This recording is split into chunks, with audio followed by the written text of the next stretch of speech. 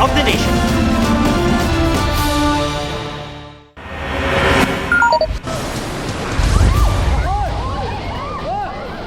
Nabagsakan ng malaking tipak ng bato ang isang canyoneering tour guide sa Kawasan Falls sa Badyan, Cebu. Na-dislocate ang balikat ng tour guide at nagtamo ng mga pasak. Ayon sa mga otoridad, maaaring gumalaw ang mga bato dahil sa magnitude 6.9 na lindol noong September 30 at inano dahil sa malakas na ulan. Bukas na muli sa publiko ang canyoneering activity sa Badyan matapos ang assessment at clearing operations. Isang katiwalang senior citizen sa Rizal ang nasawi ng hampasin ng electric grinder. 2 bata naman sa Cavite ang napahamak sa kamay mismo ni tatay. Pareho silang hinostage at pinagsasaksak. Namatay ang isa. Yan ang spot report ni Mark Salazar. Palakad-lakad ang hostage taker sa gusali kung saan sila nangungupahan ng kanyang pamilya sa Dasmariñas, Cavite. May hawak na patalimang suspect, bitbit ang sugatan niyang anak na 7 taong gulang. Pero sa loob ng bahay, patay na pala ang 5 taong gulang niyang anak. May isang punto pang ng hostage ang suspect ng isa pang babaeng boarder. Ayon sa Cavite Police, napilitan silang paputukan ng suspect nang akmang susuguri na sila nito. Napatay ang suspect. Isinugod naman sa ospital ang isa niyang anak pati ang nadamay na boarder. Nakaburol lang mag-ama. Tumangging humarap sa kamera ang misis ng suspect.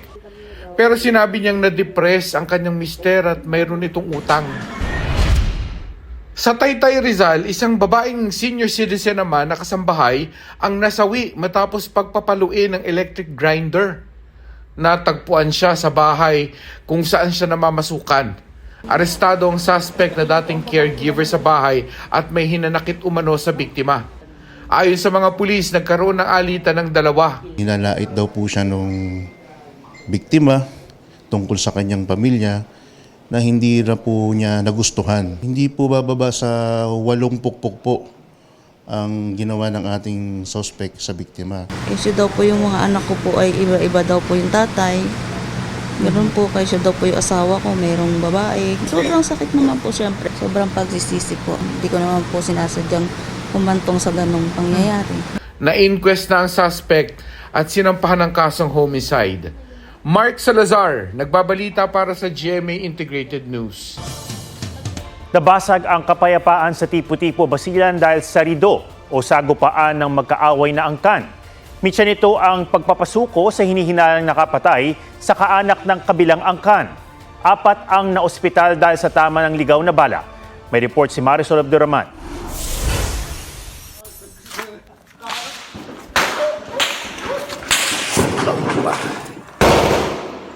Hindi malaman ng ilang taga Tipo-Tipo Basilan kung saan sila magtatago nang biglang magkaputukan kaninang umaga.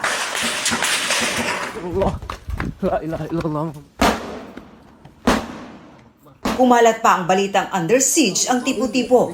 Kinansila ang klase sa lahat ng antas pati pasok sa mga tanggapan ng gobyerno. Mahigit 7,000 naman ang lumikas mula sa mga barangay ng Bagidan at Tipo-Tipo proper ayon sa Municipal Social Welfare Office. Ang talagang dahilan ng hidwaan ayon sa militar. So clearly, this is a rido po.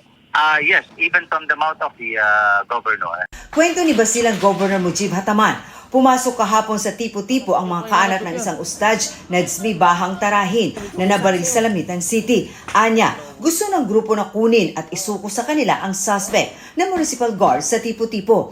Nagkaroon na anya ng pag-uusap. Pinaliwanag natin paano ang proseso. Una, suspect pa lang yon at ongoing yung investigation. Gusto nilang ma-ensure na magkaroon ng justice doon sa kapatid nila. We have to apply the rule of law. Hindi yung dahil napagsuspechahan nila, by force, kukunin na lang. Kaya ikinagulat nila ang pagsiklab ng barilan mula kaninang alas 7 ng umaga.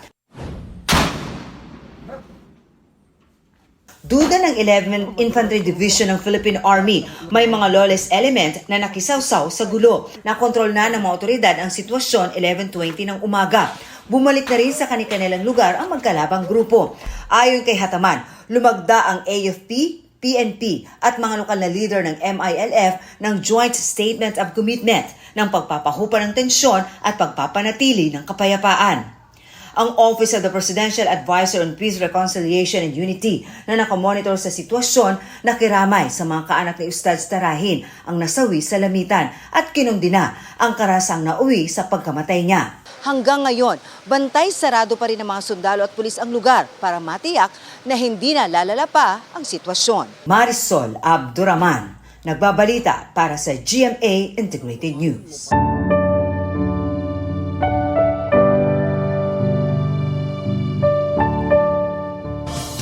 Sa ilang sementeryo, may mga nagmumultong pinsala dahil sa kalikasan o kaya'y sa mga proyektong palpak. Gaya sa ilang libingan na babad sa tubig dahil sa mga palyadong proyekto kontra baha. Yan ang report ni JP Soriano.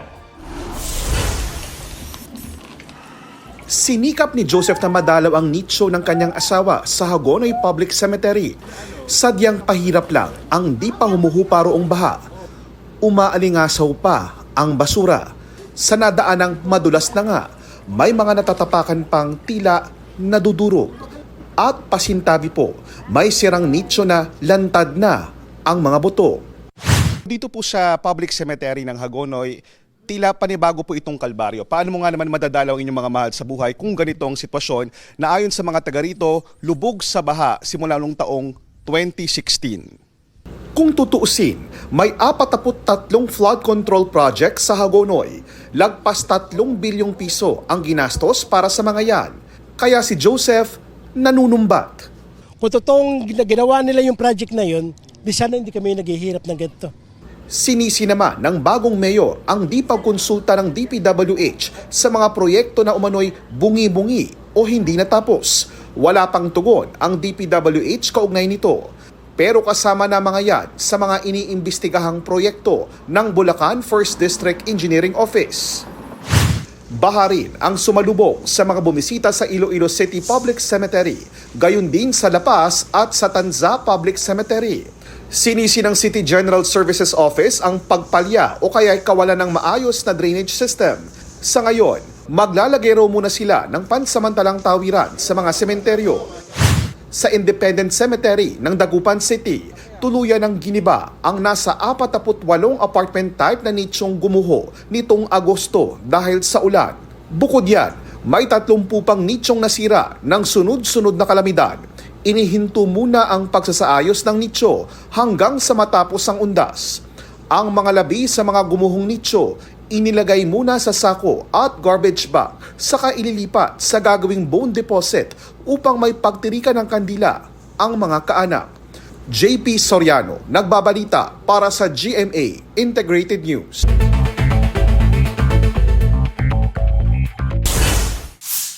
Ferry sumadsad sa Siquijor.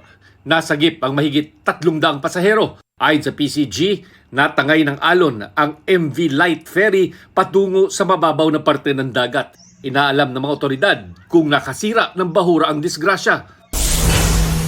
Frigate ng Navy ng China na mataang nakabuntot sa BRP Emilio Jacinto ng Philippine Navy sa Baho de Masinloc. Nangyari yan 56 nautical miles mula Zambales sa loob na ng EEZ ng Pilipinas. Namataan din ang 4 na China Coast Guard vessel na sumusunod sa BRP Cape San Agustin ng PCG.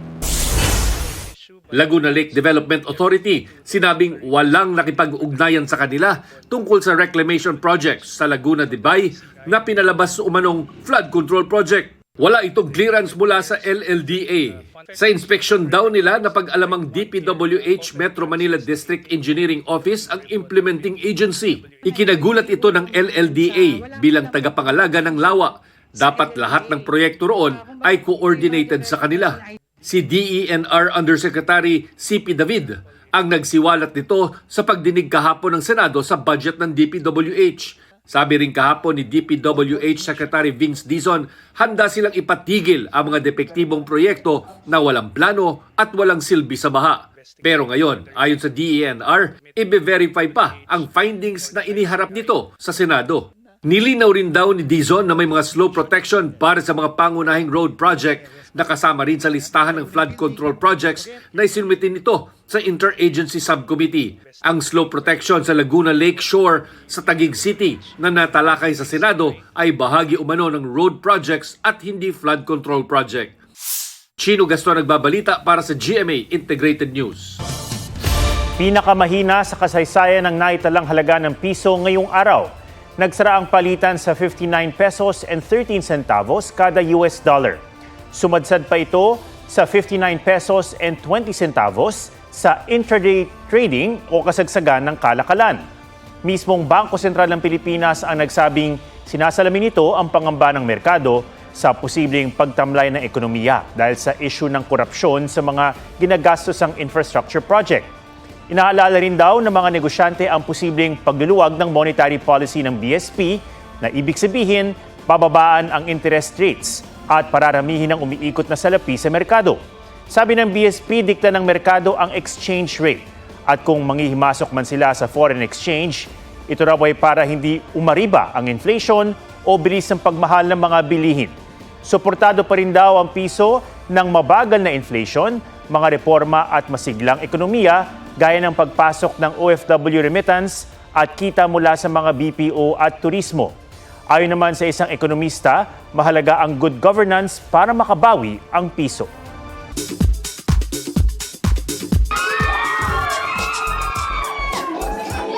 Wizard Kid ang peg ni Will Ashley, donning his Gryffindor uniform sa kanyang fan meet.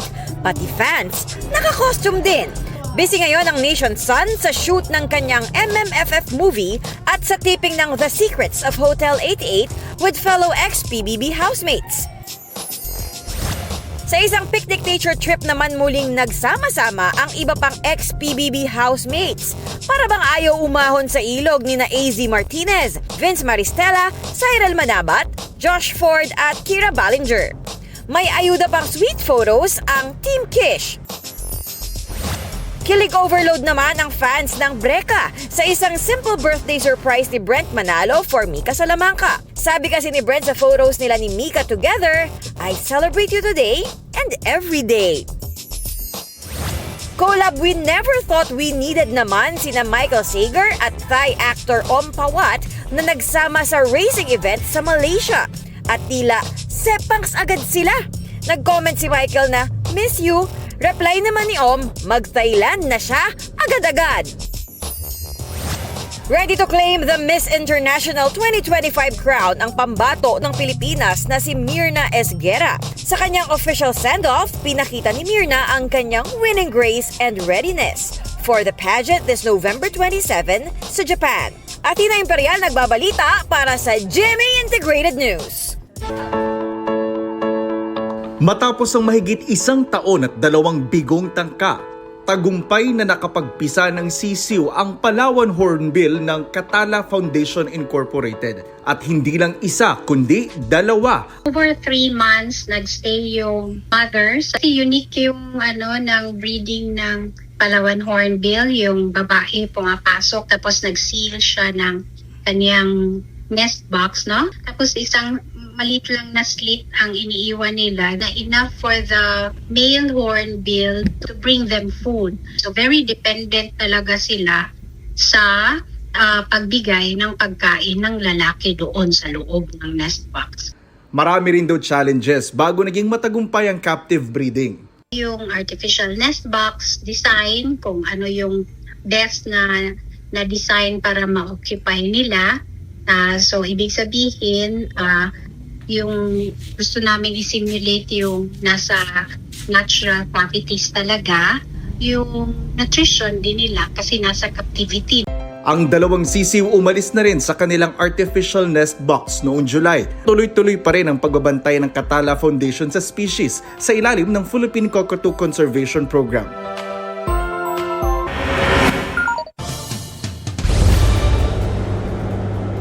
Ang kaulapang ito ay ang mismong mata ng Hurricane Melissa sa Caribbean. Lumipad dito ang squadron ng US Air Force Reserve na tinaguri ang Hurricane Hunters para kumalap ng datos na ipapadala sa National Hurricane Center ng Amerika. Category 5 ang bagyo at itinuturing na strongest storm on the planet ngayong taon. Ramdam na ito sa Jamaica kung saan 3 na ang naiulat na nasawi bago pa mag-landfall. Mahigit 1.2 milyon ng tinatayang maapektuhan ng bagyo roon. Nagbabadya rin ito sa iba pang bahagi ng Caribbean gaya sa Cuba at Bahamas. Pinag-iingat ng ating embahada sa Washington, D.C. ang mga Pilipino sa Jamaica at Caribbean.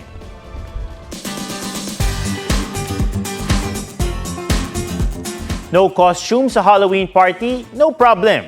Basta't mataba ang utak at madiskarte, kayang maging agaw pansin sa Halloween.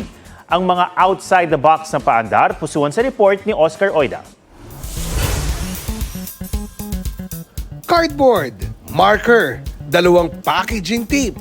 Gamit ang mga yan, last minute daw na iginapang ni Kit Manaloto ang kanyang costume para magmukhang butiki. Pagpasok ko dun sa bahay, at first, litong-lito sila. Hindi nila alam kung ano yung costume ko. Tapos dumiretso ako sa pader. Gumanyan ako sa pader, dun nila nag-gets. Mula ulo hanggang paa, literal na stick to the theme. Gusto mo ng costume na madalian? Pwedeng mapakinabangan ang trash bag at marker. Kung pang-contortionist pa ang iyong katawan, baliin ang sarili and do the switch to ostrich. Halloween lang din ang usapan. Talagang angat si Sadako sa takutan. Choose your fighter. Sadako na galing sa TV o Sadakong umaahon sa balon. Creepy at panalo sa execution. Heto at humahabol sa school break ang mga first-year communication student ng UST.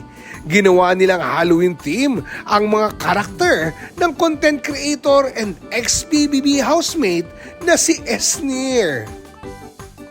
Iba-iba man ng trip, they all deserve an A. A for effort sa creativity. Oscar Oida, nagbabalita para sa GMA Integrated News. 58 days na lang, Pasko na. At yan po ang State of the Nation para sa mas malaking misyon at para sa mas malawak na paglilingkod sa bayan. Ako si Ato Maraulio mula sa GMA Integrated News, ang News Authority ng Pilipino.